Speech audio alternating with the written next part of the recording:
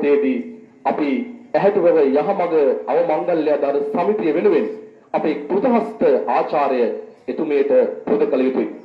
ඇහැටුවව යහමඟ අවමංගල්‍යදාර සමිතියේ සභාපතිතුමා ප්‍රකාශ කළ පරිදි මෙතුමිය ඉදිරි දින කිහිපයේදී සමිතියේ උන්නතිය වෙනුවෙන් මේ වත්තේ ගහක් පරිත්‍යාග කරන්නට ඇගේ කැමැත්ත මේ ස්වල්ප දිනකට කලින් ප්‍රකාශ කළ බව ගිය සමිති වාරයේදී ප්‍රකාශ කළ බව තුමා මතක් කරා. මම හිතන්නේ ඒ වගේ උතුම් පරිත්‍යාගශීලී කාන්තාවක් අද අපේ ගමට ඇහැටුවව සමිතියට අහිමි වුණ බව මම මේ මොහොතේදී කියන්නට කැමතියි.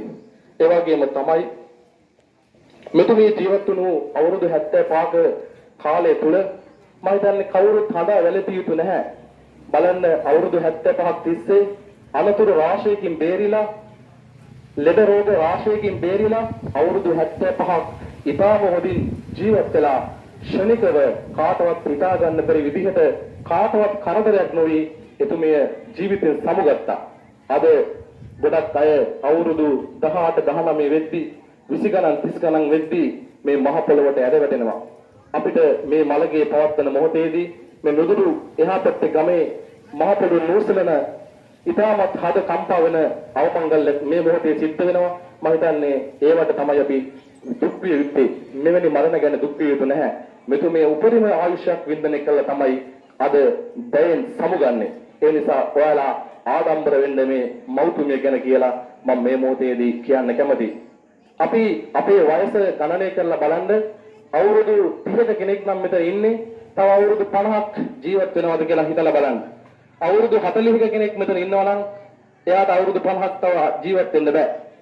අවුරුදු 50ක් කියන්නේ දවස් 18250ක්. අවුරුදු 50ක් ජීවත් වෙන කෙනෙක්ට අද ඉඳන් අද 2022 සැප්තැම්බර් මාසයේ අද දවසේ ඉඳන් අවුරුදු 50ක් ජීවත් වෙන්නේ නැහැ මෙතන ඉන්න කවුරුවත් ගොඩක් කට්ටිය. අවුරුදු 50ක් කියන්නේ දවස් වලින් බැලුවොත් දවස් 18250ක්. ඒ හින්දා අවුරුදු 50ක් ජීවත් වෙන්නේ නැත්නම් 40ක් ජීවත් වුණොත් දවස් ගාන හදලා බලන්න ඉතාමත් කෙටි කාලයක් තමයි අපි ඔයාලට ආයුෂ තියෙන්නේ. එහෙමනම් ඇහැටුවව ප්‍රතිසුසාන භූමියේ තව ස්වල්ප මොහොතකින් අමරණීය පස්පිඩු අතර මිහිදන්ව යන කේ කරුණාවතී උපාසක මාතාවගේ මේ හදිසි අභාවය යහමඟ අවමංගලදර සමිතියට ඇහැටුවව ගමට අපි මේ ප්‍රදේශයට දරා ගන්නට බෑ. එහෙමනම් ඔබතුමියට මේ ගෞතම බුද්ධ ශාසනයම උතුම් වූ චතුරාර්ය සත්‍ය ධර්මය අවබෝධ කොටගෙන ඉක්මන් භවයක නිවන් දැකීමට හේතු වාසනා වේවා කියා ප්‍රාර්ථනා